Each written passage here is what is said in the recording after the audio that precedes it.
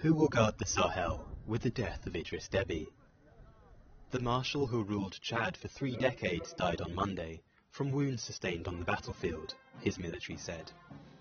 He was a key figure in fighting Islamist extremist groups across the Sahel region. Faithful to his oath to the nation and the Chadian people, the Marshal of Chad, President of the Republic, Head of State, Supreme Commander of the Armed Forces, Idris Deby Itno, has just breathed his last, defending the sovereign nation on the battlefield.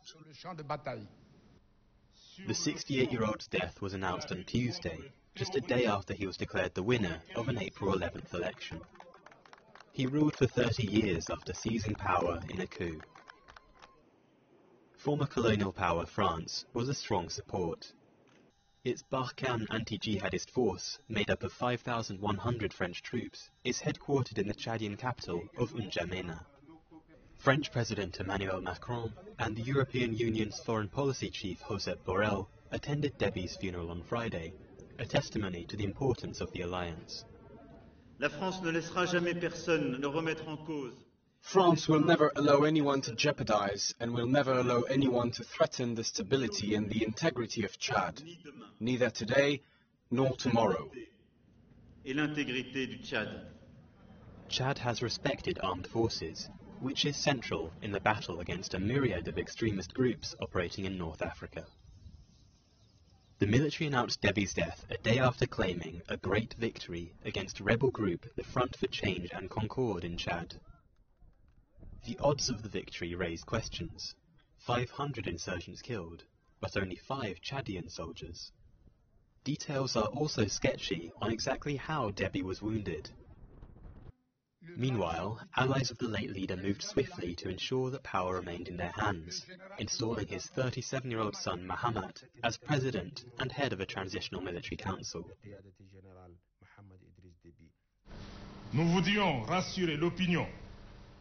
We wanted to reassure the public that the members of the Transitional Military Council will hand over power to a civilian government after free and democratic elections within 18 months.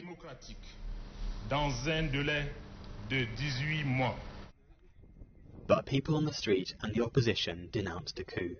It shouldn't be like that. The President of the Assembly is there, so he should take over, but we give power to the military again. It's the same logic as Idris Deby, so of course I'm against it. I can only agree with those who currently condemn the setting up of a military body. It looks like a coup. There should not be a coup. Therefore, we should simply bring into play the institutional mechanisms that exist, namely the Constitution of Chad. The United States also expressed reservations. We support a peaceful and democratic transition of power to a civilian-led government. Obviously, developments in recent days and hours are a cause for concern, but we will continue to call for and support a peaceful, democratic transition to a civilian-led government. The transitional leadership has vowed to continue the fight against terrorism. This is vital. At the same time, it inherits Deby's legacy of bulldozing democratic freedoms. He won re-election against lightweight opponents. Serious candidates were blocked from running. Protests were banned or dispersed during the campaign.